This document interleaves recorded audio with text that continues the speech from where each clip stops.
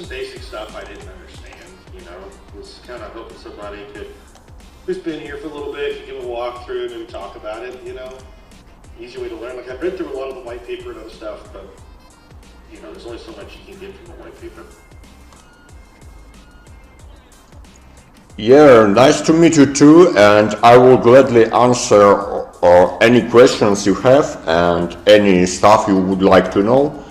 Let me to introduce some stuff about Rubik, and we are definitely building a revolutionary cross-chain aggregator, and it is #1 by functionality.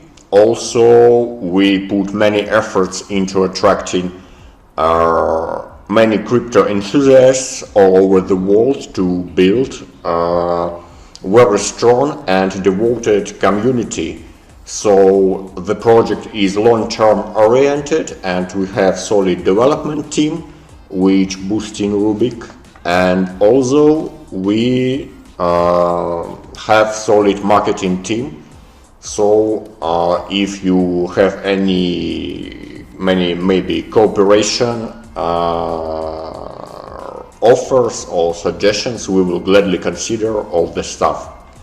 And thank you for offering this call too.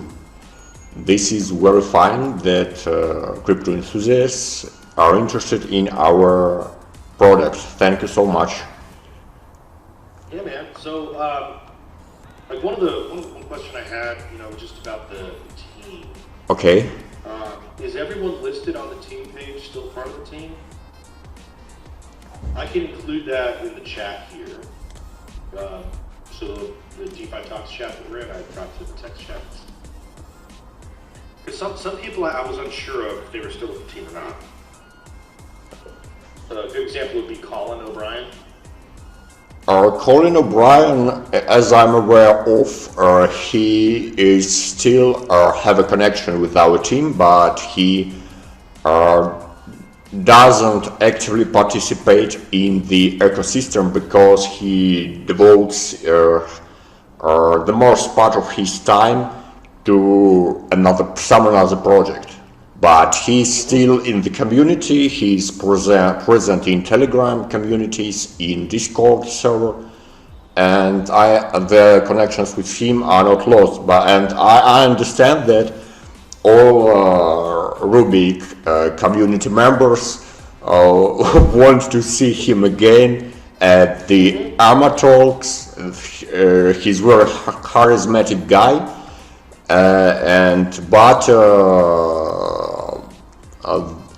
the circumstances are such that he now devotes himself into other project the most part of his time.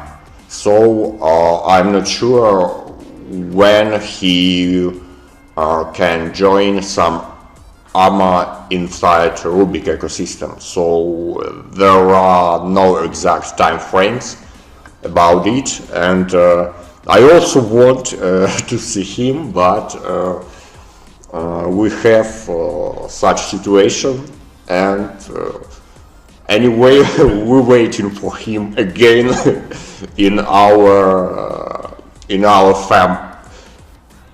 He's a cool dude. I mean, I saw him a lot on YouTube. I was just curious if he was still with the project or not.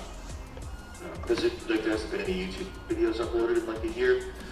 And it says he moved on. You watched. Sorry for interrupting you. Did you watch some of my videos I have uploaded about Rubik? Is it on the main Rubik channel? No. On my channel, I uploaded several videos, like 10 reasons why I hold and stake Rubik, some this stuff. So, what is the channel called? I will drop you a link to the video just a moment. Maybe you will appreciate it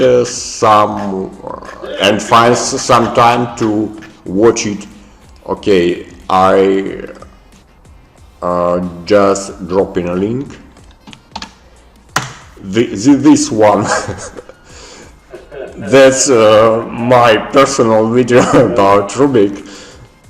10 reasons. Yeah, I'll check it out. Wow, that would be totally perfect. Thanks. Very cool, man. Other question with another member of the team, Vladimir. I don't know how to pronounce his last name. Tikhomirov. Tikhomirov. Yeah. I see he's also the founder of MyWish and Algebra Finance, as well as DDG, but I don't think that's around anymore. Yeah. It seems like there's a lot of crossover between Algebra Finance, Rubik, and MyWish. You know, like they do similar things. There's certain copyable code and forks between them. Well, what are your thoughts on that? Yeah, as I'm aware of, he is co-founder of both projects, and these projects are partnering, of course, and they are built on the same principles. I'm not in so close connection with the co-founders, but as I see from my personal communication experience, these both projects are very close, interconnected, and... Does Rubik run on Algebra Finance? Sorry? Does Rubik run on Algebra Finance in the background? It would appear, and I don't know if it's right or not, it would appear that a lot of Rubik is routed through Algebra Finance. In my personal point of view, Rubik is a primary project. But it may be not very correct because it's very subjective. So yeah. I can't state it with some guarantee. Okay, that's fine. And I saw there was a hack a while ago. This was like in November last year. Mm-hmm. What happened with that? Did all the Rubik tokens get taken that were staked, and then y'all Rubik launched a new token? Is that what happened? You mean the hack of Rubik project and the fund losses at the November of the last year? Yeah. The point here is that I'm in the community since January 2023, so I was not, I haven't some evidence of that events, so I can't provide some story about it, how it was happened and what was exactly there. But as I'm aware of, Rubik team compensated all losses for all Rubik users. So yeah, I see there's like a payback guarantee or whatever if somehow funds get lost. I thought that was kind of interesting. Yes, Rubik team is in very close interconnections with any user, and you can, if you contact them in Telegram bot or in Discord support ticket, several support agents will join immediately, and they will research any your issue and find a solution. I personally started be active in the Rubik ecosystem as regular user. I breached some funds from Gnosis chain to Avalanche C chain, and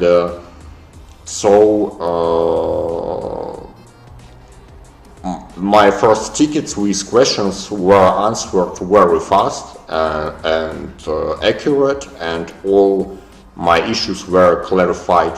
So you can message any of support agents and they will happily assist you. So I think this close interconnection is a feature of the project which distinguish it among others. So I think yes, all users who had some losses were funded, and if there will be some issues with that, we we would see such users in the chats with some complaints and with some critics of the project, but there are no such complaints and appeals, so I'm making a conclusion that everything was resolved and some kind of compensation was accomplished. Cool, man. Yeah. Let me ask you this. So staking. This is kind of what I'm interested in. Buying the Rubik token and then staking it, right? Mm-hmm. Is there any chart or record that shows what the past yield per week was? Like, how is there any way I can see, like, this week it looks like the estimated yield is 1.7 ETH. Is there a way for me to see if it was like 2 ETH the week before, or 1 ETH, or half an ETH before that? Just so I can kind of understand like how stable that yield per week is? I think that it will be stable in the nearest months because there is a specific mechanism of this yield in Rubik ecosystem, because it is formed, as you read in the chart, from the fees that platform receives from swaps, cross-chain and on-chain swaps. And the usage of Rubik by crypto enthusiasts is growing all the time. You can check the stats on. Yeah, I can see that. So the fees is also are growing, and the stakers in the pool, the number of stakers in the pool is not so high. And so the pool rewards are distributed between a few individuals who stake RBC token. There are just, as I saw, just $180,000 in equivalent of RBC tokens is staked in the pool. That's not so much, that's few. So we have so high APR, and if a number, if the number of stakers will be increasing, so and for example, by some reason, number of Rubik users will be decreasing during some period of time, so we may have significant drop in the APR number. But if the dynamics of Rubik usage will be growing like now, and at the same time the number of stakers will be not increasing, and the same amount of tokens will be delegated in the pool and will be located in the pool. So I think we can observe such high IPR for very long time. But that's there's no record of it that I can see, is there? There is no guarantee for that, because no, not guaranteed. Yeah. It'd be nice to see like what kind of yields y'all were making during the bull run last bull run, right? Like what were the yields in 2021? What were they in 2022? What were they, last month? It would be nice to see, because if we are going to get more volume, it would bring awareness to what potential yields could be possible, right? Yes. As I understood. If we can get a history, if I can get a history, that'd be great. If there's a way you could like write that down and ask it to the team, or if you want me to make a ticket, I can do that too. But that would be a really cool feature. It'd be very helpful for stakers. Mm-hmm. Do you have any information on VCs that have invested in Rubik? Do you mean information regarding investors into Rubik at some seed phase and private sales and so forth, correct? Yeah, just anything on like who's invested in Rubik. I'd be interested in seeing that. I wasn't able to find it. I wasn't able to find it too, and I think maybe co-founder has information, but because I checked CryptoRank.io, for example, website, it's usually shows such information for any project, even not very large, and dropstep.com website. There is also fundraising tab on this website for any crypto project, and it also doesn't show any info of that kind.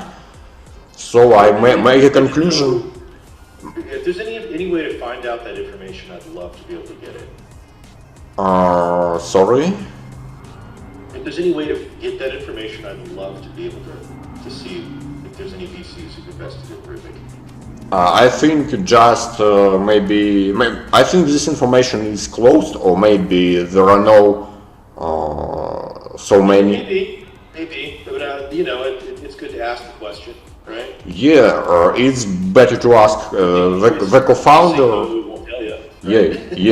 But because I'm not aware of such specifics.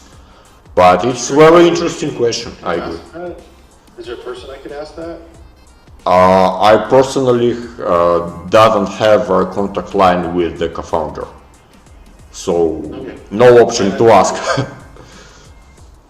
Yeah, because I had heard of a particular VC investor who's invested in Rubik, and I would like to confirm it. But I don't know. It could just be a rumor. Cool. As far as Rubik goes, dude, the bridge works pretty nice.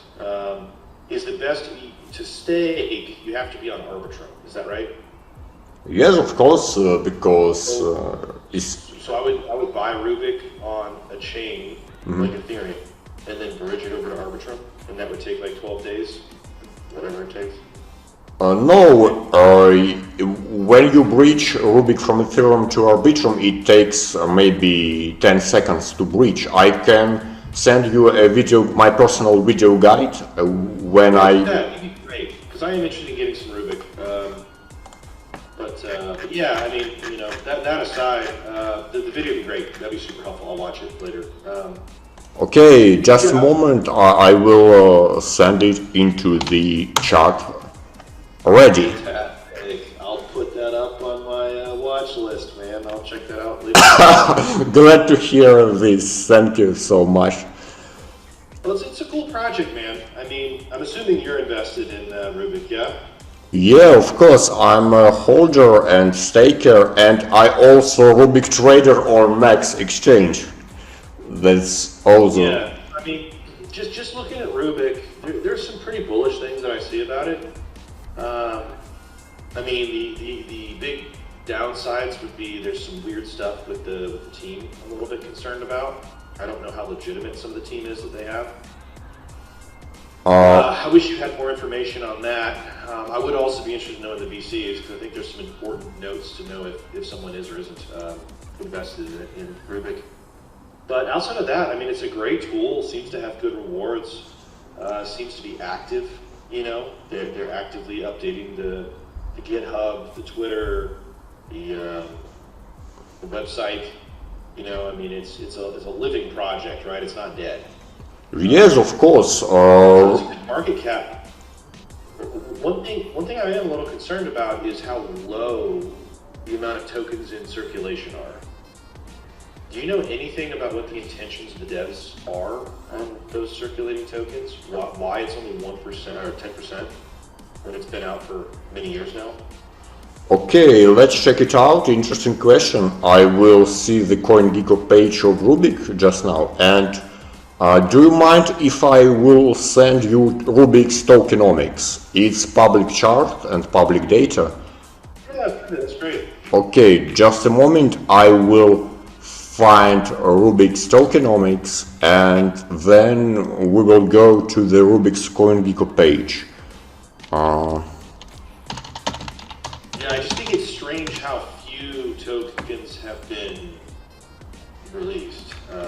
Yes, we just will check it out. Okay, I have found Rubik tokenomics. Just a moment, we'll drop it into the invoice chart. Ready, the last link, and now. Yep, and I have read through this. Let's go to the CoinGecko page. Okay.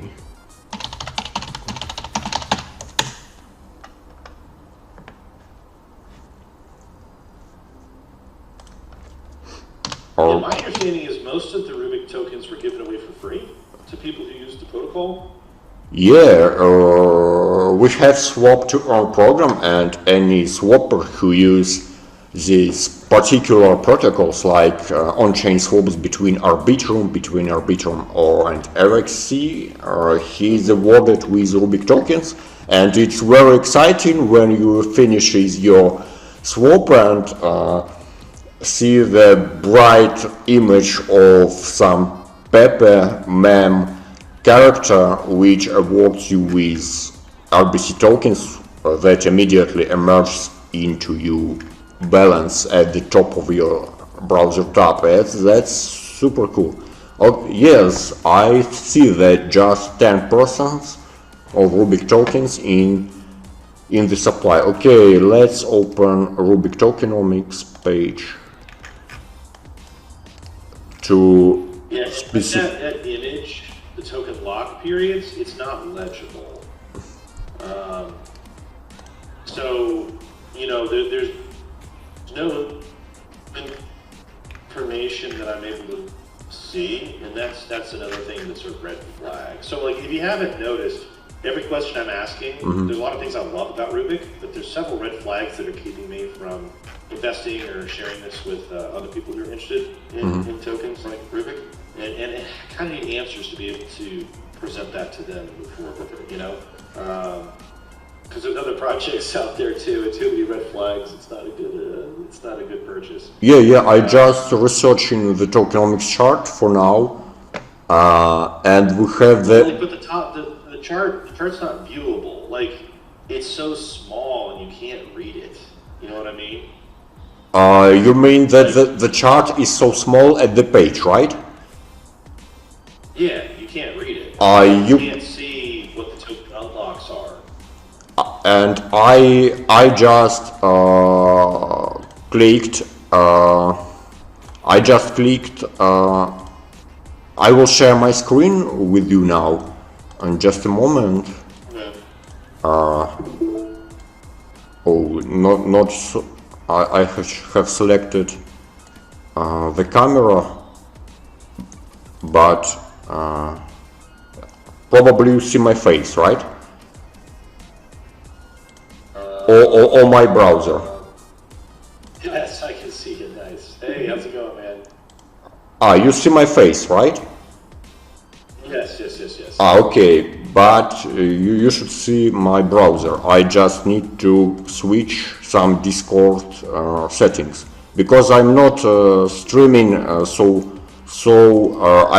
not streaming. So I usually don't stream so frequently. So I need to some time for configuration. Okay. I think I.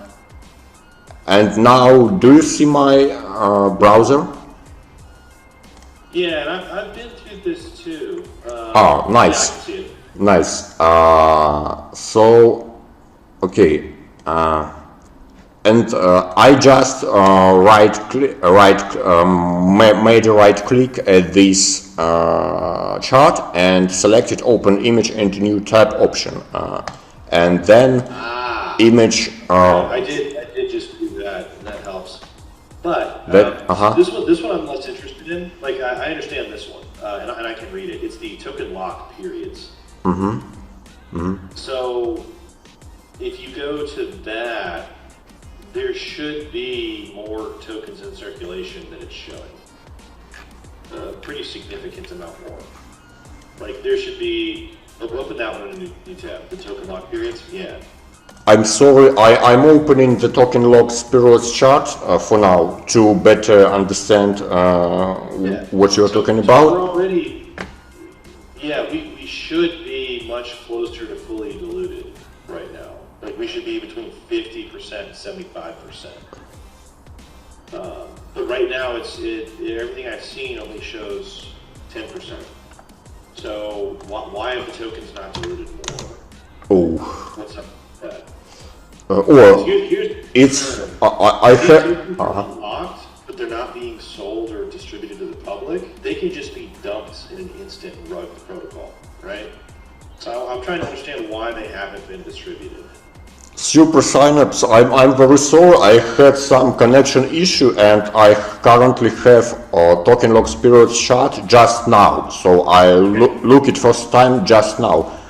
Okay. You see the chart. We're somewhere in the ballpark of month 36 right now. 36. Bottom. You see the bars? 36. These are months. Loyalty program. West monthly over 36 months, beginning 1 year after TGE, correct? Yeah. But look at the actual chart. Yes. Go to 36 on the chart. Uh-huh. On the red side. Yes. And then follow 36 all the way up. We should be between 50% and 75% distributed at this point. Yes, something like this. So why are we only at 10%? I mean, we should have blown way past that. Does that make sense? So a lot of these tokens are unlocking, but they're not being distributed, and it could be a massive sell-off. They could basically rug the pool, is basically what I'm saying. But I'm trying to understand why they haven't been distributed, or if there's something in this that's incorrect. Does that make sense? Yes, as I have got, you have doubts regarding some possible dump of loyalty program token holders, right? Yeah, I'm just saying risk. I'm not really concerned about that necessarily, but it's more like I'm trying to understand why these tokens aren't in circulation. Does that make sense? But as I see, the upper green section of the chart corresponds to ecosystem growth foundation, and loyalty program. Are they planning to give out tokens again? Sorry? Are they planning to give out tokens for ecosystem growth? I think these tokens is some kind of reinvesting into ecosystem through their development. So it's some kind of IPY. So reinvesting and get more profits from reinvesting. So I don't consider this ecosystem growth section as dumping opportunity. I'm not saying it's dumping. I'm just asking. Like, you see how there's much more than 10% supposed to be out in the wild at this point, right? Yes. Why do we only have 10% out in circulation? That's the only question I'm asking. And I could be wrong. QuickEcho could be wrong. It could be much more. I would like to understand that. Does that make sense? Like, you just understand it's a red flag. I'm not saying it's a bad thing. It just is potential for a bad thing. Does that make sense? So, like, a lot of the questions I'm asking are these red flags. Hey, it's red flag here, red flag here, red flag here. You start adding up too many of these red flags and a project is uninvestable. Does that make sense? Yes. Each one of these is risk that we're taking on. So, you know, there's certain things with the team I'm curious about. There's certain things with the hack that happened fairly recently that I'm concerned about and haven't gotten good clarity on. There's some issues with the token itself. And, you know, there's some issues with understanding the APY on staking. You know, it is a locked token, realize. It's not like I can just stake it and then say tomorrow, oh, you know what, I'd rather not stake it. That's all. I'm not trying to be too pointed. I'm just asking questions. This is like crypto 101 stuff. Regarding APY concept is the compound interest. When you withdraw your rewards, from staking, you just if you compound it in full again into staking immediately, for example every month, and don't use it for some spendings or another expenses. Yeah, I understand. So I understand, but it would be good to see a history to show that there's a track record that in fact it is producing 2 ETH on average every month, you know? Mm-hmm. Because like if it's just an anomaly and it's only made, you know, 1/10 of an ETH every month, and then this month is 2 because there's a campaign going on, you know, it could give you a much higher APR, APY than you should have. You know, it's an illusion, right? It's not real. I think that this is just mechanics description how it works, but if we consider it in the context of profitability, there are many options possible. Yeah, that's fine. But yeah, anyway, with the VCs, you can see there's pre-seed holders as well as VCs that are talked about in the white paper for tokenomics. Mm-hmm. I would love it if you could reach out, or if you could tell me who I can reach out to, just to ask, you know, about if there's any information that's public on that. And I honestly see no reason to keep that information private if it's legitimate. Yes, I see that pre-seed holders are not specified here, and they have a significant share, almost 16% of holding this asset. And I'd just be curious who those people are. That's it. Pre-seed But holders. if it does say more RBC can be minted for additional marketing partners, VCs, and ecosystem growth. Mm-hmm. Yeah. So, but you know, I'll take a screenshot of it real quick. This is the part that I'm most interested in right here. There we go. I have some my opinion regarding pre-seed holders, because I think that these pre-seed holders are already sold significant amount of their holdings and bought it back at the dips that we have now. So I suppose that their share of RBC holdings is definitely much more low than specified at this chart.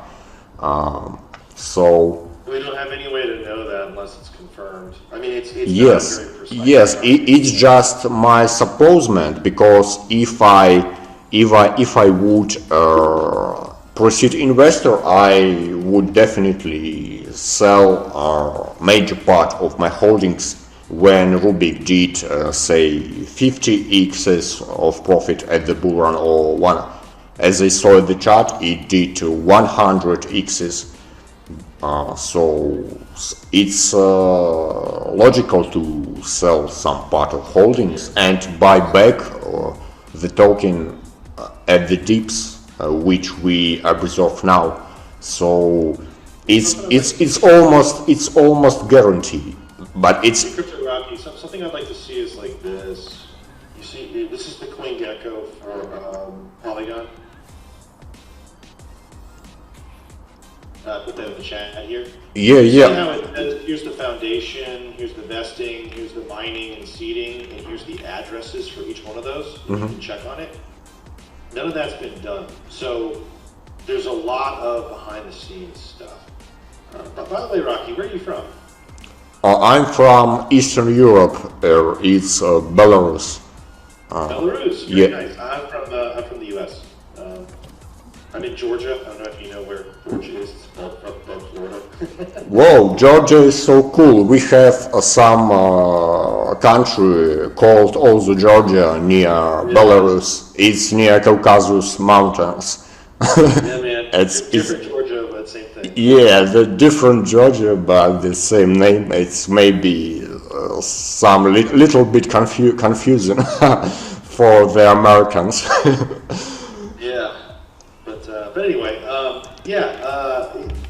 it'd be nice to be able to see that information on chain, and there's no way to show what's actually circulating or not easily right now. I don't know if there's any way you can push that up to the team. I'd be happy to type these questions out for you, or better yet, if you have a contact, I'd love to be able to reach out to someone from the team who can maybe. Yes, of course. I will address all your questions to our chief marketing officer, and if he can assist us in some way, I will get back to you with his answers. Who's the chief marketing officer? Who's that? We have two senior marketing leads in our team. I'm not sure who has a primary role, but the first, our marketing expert is Andrew. He has Renitzer username in Telegram, and in Discord I just will send you his Discord, how is it called, Discord username. Yeah, I see that on the team, Elena Nova is the chief marketing officer, but yes. I don't see much from her. She seems to kind of, there's some weird stuff about her, I'll put it that way. Yes, but I'm not in contact with Ernova. I'm in a close interconnection with Andrew Renitzer. The username I just dropped into the DeFi Talks, our chatting feed.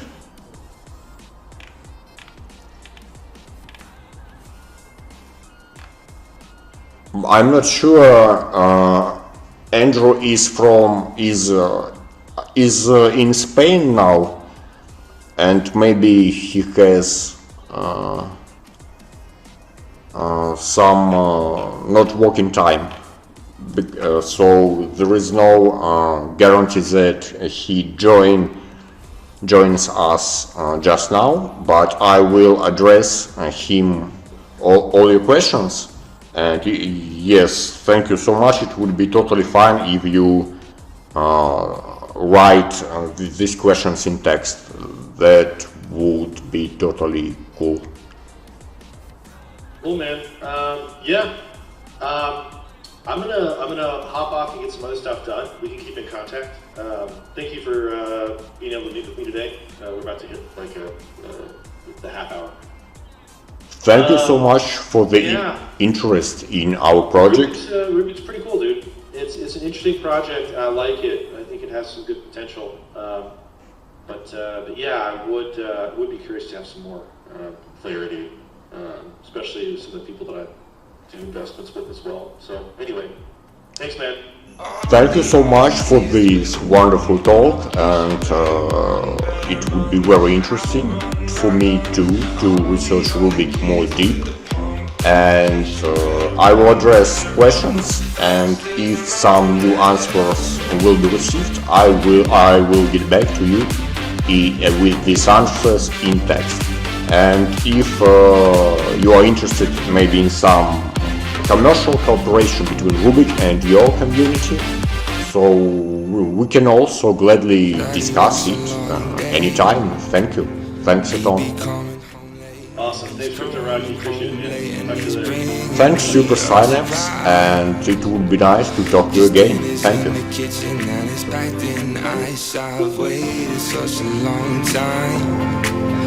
Yeah, this light in my hand is now a quick pull trigger. I reason with my cigarette. They say your hair's on fire.